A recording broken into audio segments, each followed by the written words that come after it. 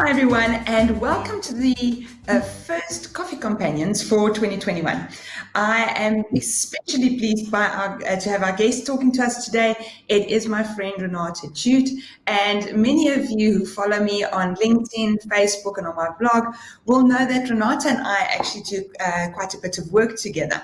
I do the people stuff, and she supports by taking a look in depth at all the numbers. Now, the reason that Renate can do this is because she's got accreditations in tax, estates. She's also happens to be a coach and has a psychology degree. So today she specializes in tax, trusts, she does accounting, she does deceased estates. And the reason we're chatting today is because she also does a business optimization. And that is where she and I do some of our work together. So on that note, welcome, Renate. Thank you, and thanks for having me. Good to be here. Thank you. It feels so familiar to be here, doesn't it? Yes, on camera with innocent. Yeah. So, Renate, I think the first question that we really need to take a look at today is, what do we mean when we say business optimization? So for me, business optimization really refers to what do we need to do to take the business in its current state from good to great. And I believe that there's always a way that one can make something better. You know, I grew up with the statement, leave it better than you found it. My mom was very adamant on that. Leave it better than you found it. And I believe that in any business, I can leave it better than I found it. So when I do go into business, I will look at the financial situation. I will look at the, let's call it the statutory requirements. So all the stuff that can basically get us in trouble, our legislation, our contracts, our paperwork that sometimes is not where it should be, what it should be. And then, of course, also the people stuff. But when I look at the people stuff, I look more at the, as you often refer to it, as the transactional stuff, the behind the scenes stuff, and where the people fit in, what their true contribution is. Are they the right resource for what it is we need? So really resource optimization. So that is what I look at. I look at the money stuff and I look at the people stuff. Awesome. Okay. So the question that comes to mind is, and I think, business optimization says so clearly what it is, but does that mean that you just take businesses from good to great? Does it just mean, if my business is falling apart at the seams, I make use of this kind of service? Who do you help? Who do you work with? So maybe it's better answered by means of example. Okay. Because for me, it is not necessarily a particular party. It is there room for improvement? Or is there a particular problem that needs solving at that particular time? So one of my clients contacted me pre-COVID, just pre-COVID, probably last year, February. And it turned out that his company was on the way up for the 2 preceding years. And all of a sudden, the company was losing money. And he couldn't determine what the problem was. He just couldn't figure it out. And for the first time in years, they had finally gotten management accounts together because he had worked with me for a while already.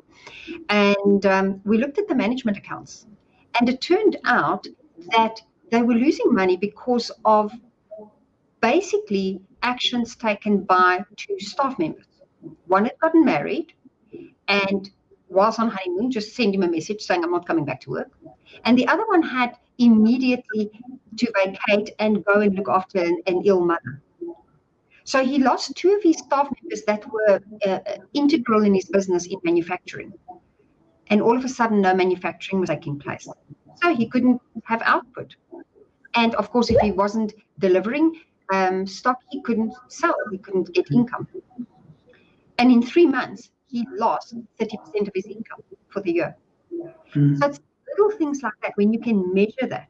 So we could not only measure it, we could immediately see how to fix it. We could immediately put a plan of action in place to stop that from happening in future. And we even freed up cash for him to go online, because he'd been talking about going online for a while, and we even sorted that out. And in April, May, he contacted me and said, oh, we've gone online. It was the best thing we ever did now, especially with COVID happening. And you and I did a workshop some time after that. This very same client at the time in that workshop said to us, had he not gone online, he wouldn't have a business as a result of COVID, closed his doors. So it's those kind of things that we are able to help our clients with. Another client of mine that we had an issue with was that we could help them. They wanted to get a warehouse, or not a warehouse, actually, they wanted to get a property where they could basically train people. They were electricians, and they wanted to get a building where they could train people. And we did some planning with them, and we had looked at how we could set aside money, and we were going to be able to do that in a year down the line. They then reached out to me, and we looked at how we could optimize the business, what we could change and tweak to maybe bring that forward. And literally 2 days later, the lady phoned me and said, oh, we've managed to now, with the new plan in action, change things, and we are actually able to buy this property right now.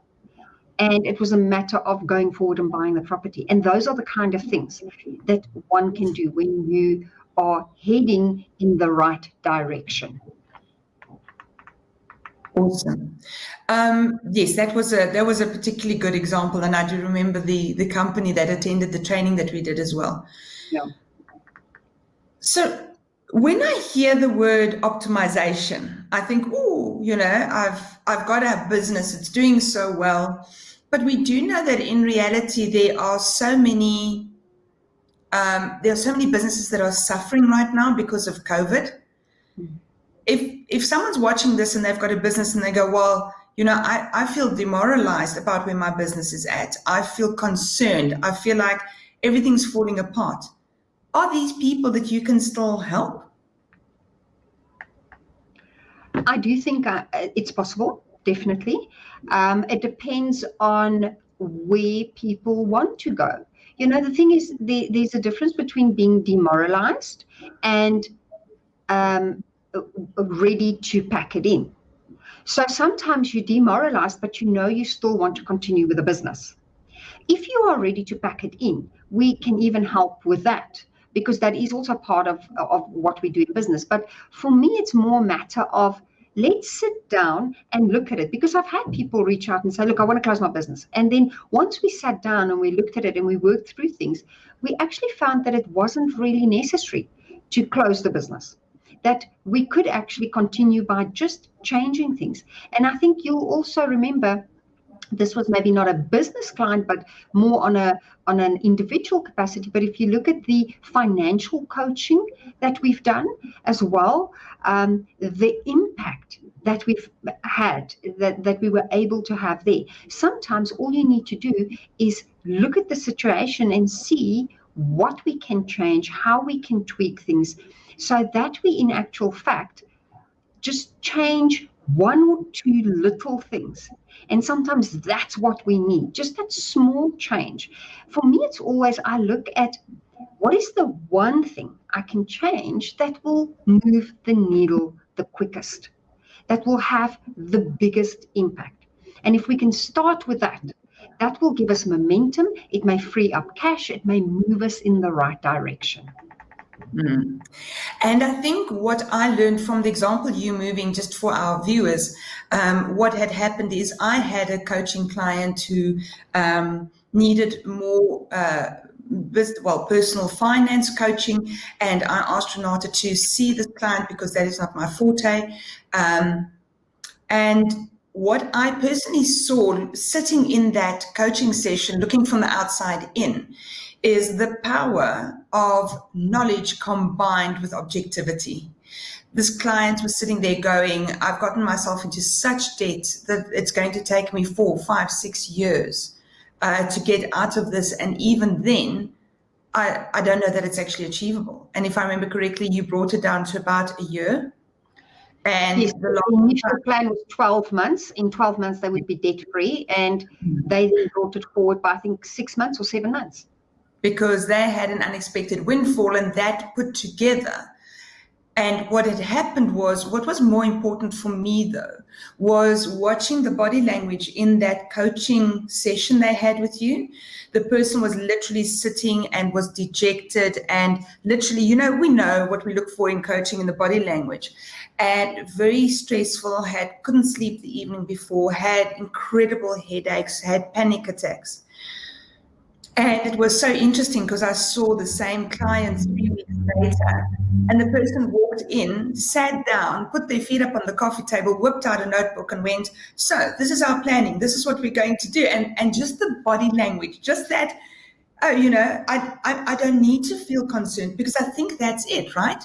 It's the fear of not being able to manage our money. It's that relationship we have with it that actually also gets us under, and you come in objective and add that on top of your knowledge. And that's really the unique angle that you bring over and above what a regular, with all due respect, financial person with a financial background would bring in. It's that psychology. It's you understanding that, right? For me, it's important to remove the fear, the anxiety. The reason I started Noble Prosperity in the first place, I was in corporate for many years.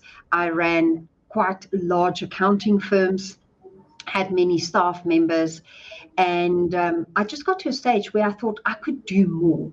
And I specialized in trust accounting back in the day, but I was dealing with business owners on a daily basis.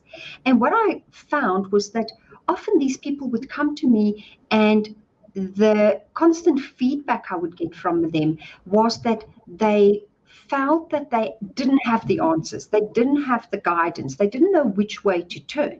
Yes, accountants are there to do your financials and your tax, but very seldom do they have the time or maybe the expertise to sit you down and run through this process and look, how are we going to make this business work, and take your entire situation into account.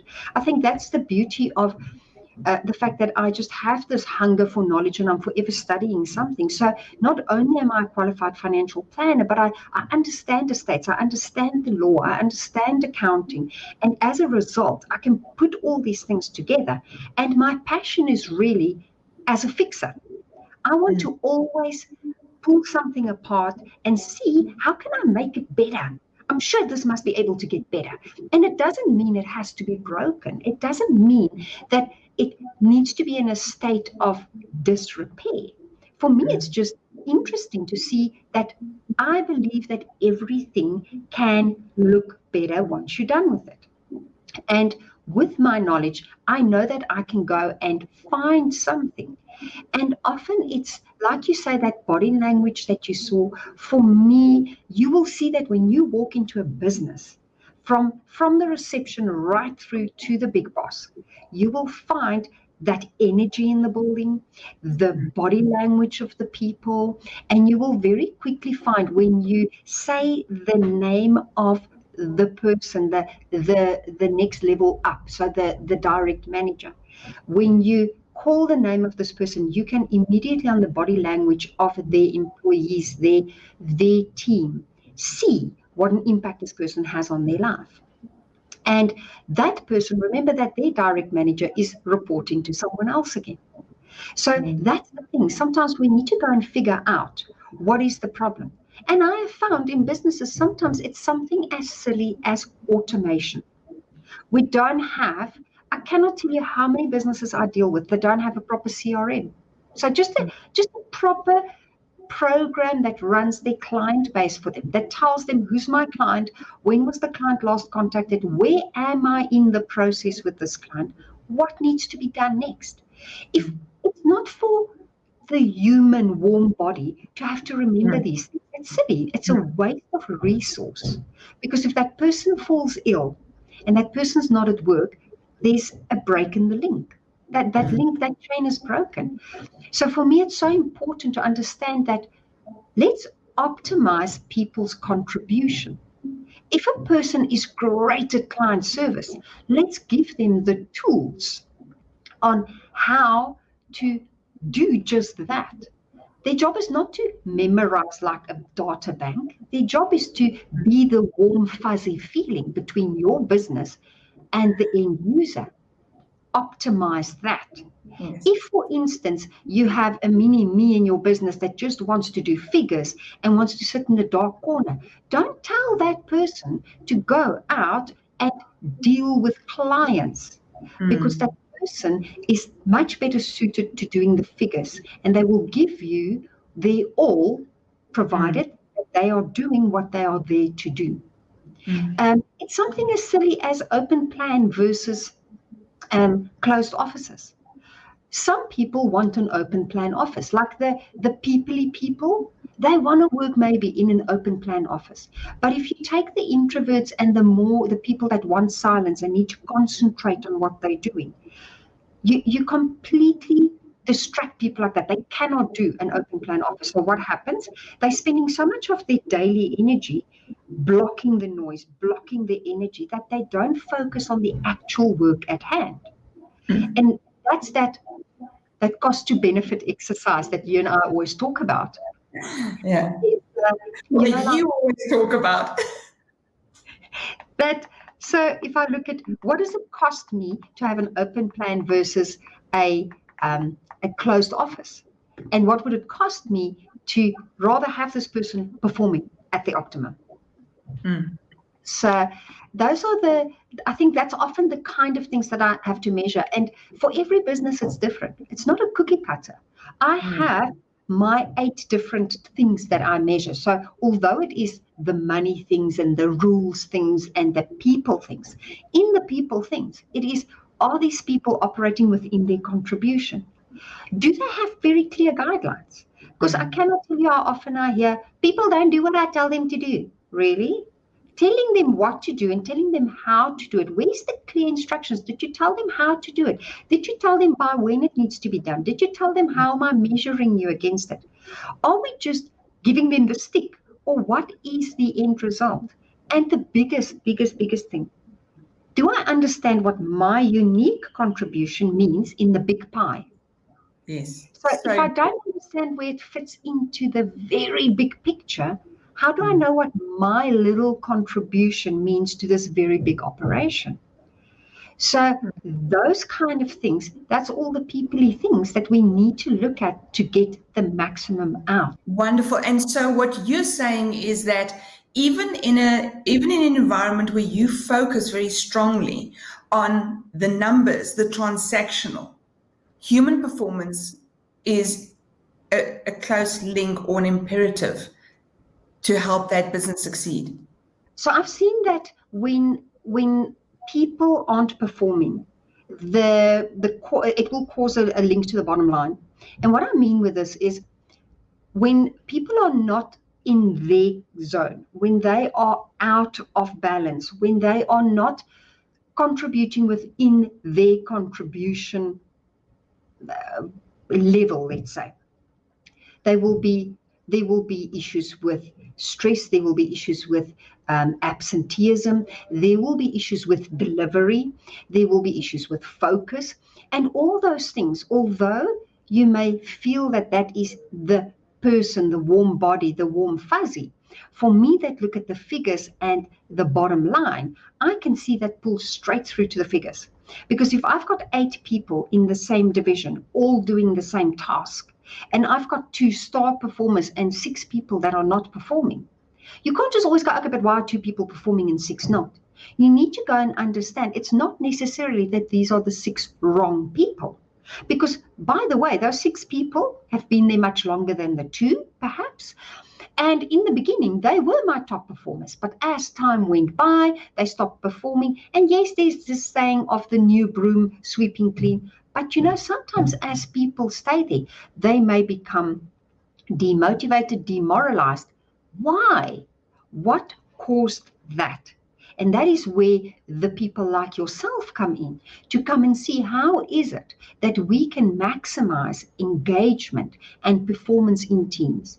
And I think often that's where I find a disconnect in businesses, is that when we look at the money things, people forget that the human component will knock you very hard on the money side unless you take care of it. If you do not look at the warm, fuzzy side of people, you're going to certainly feel it sooner rather than later on the money side. So, Renate, it sounds like there is so much advice that you have to give. And so, as we close off, I'd like to ask you about business brainwaves. Do you want to just take a minute and tell us a little bit about that? Thank you. Yes, so Business Brainwaves was really born out of me wanting to contribute and to give of my knowledge, because, having all this knowledge in my head doesn't really help anyone but me. And yes, I appreciate and understand that maybe not everyone will have maybe the time or the resources to engage my services. So I have a weekly podcast called Business Brainwaves with Renate, and that's on Spotify and on Apple. And then I also have the monthly masterclasses, which is a free masterclass every month, last Wednesday of the month at 6:30 p.m., where people can join us. I know this class in January is about being prepared for 2021, and there I will talk about things such as the various types of insurance that you need to have, and what does the HR look in your business as far as the documentation is concerned and being in line with COVID, and also being in line with your debt, whether you need to look at restructuring your debt, and even what is the debt insurance type things. So it's really all about just having your ducks in a row for 2021, so that we can say, okay, done, dusted, we've looked at it, let's move on with the rest of the year. So that's Business Brainwaves. And then on my website, I also have a blog where I post weekly articles that also continues in the trend of business optimization. Sometimes it's on trust, sometimes it's on estates, depending on what my monthly topic is. That would then carry the theme for the various articles. And we also post on LinkedIn and I believe on Facebook. So for those that want to follow me, I'm pretty much everywhere, it would seem. Cool. Renate, thank you so much. And we look forward to hearing more from you. Before you go, I want to ask you, do you have one great productivity tip to share with us to take into 2021? I think for me, the main thing is let people stick to their contribution. And what I mean with that is, if you find that people are really great at doing, so they are great doers, but they are not great leaders, don't make them leaders. If you find that you've got a phenomenal salesperson, that person can pull bunnies out of hats and hits the ball out of the park every month, don't make that person your sales manager. It is not necessary, not unless the person wants to be there, because often we promote into incompetence. We take our star performers and we go and put them in a position where we remove them from their level of optimal performance, optimal contribution. And then what happens is that person that used to be our star performer is now one of our worst performers. So I'm not saying don't grow people.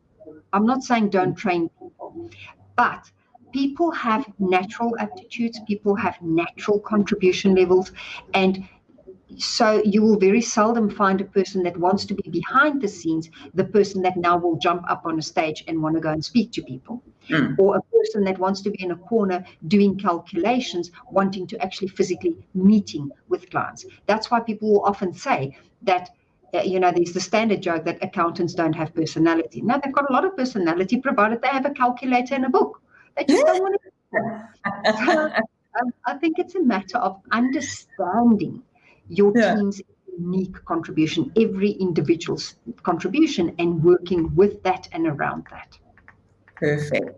That is a great productivity tip, and one that I love to subscribe to as well. So, Renate, I've got your Renate at noblegroup.co.za. I believe anyone who wants to learn more about optimization, business brainwaves, or anything else can reach you there. Yes, correct. Thank you. Wonderful.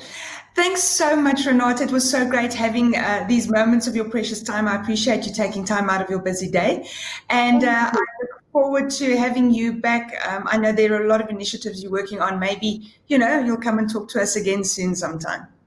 Thank you. So everyone, I hope that you enjoyed our visit with Renate. Really, I work with her, and every day I'm learning something new, and on the slide, optimizing my business using her consulting for free. It was lovely having you here. I hope that you have a great weekend, that you learn a lot from this, and then I'll see you next Tuesday for our next solo visit. I hope you have a great one. I'll see you then.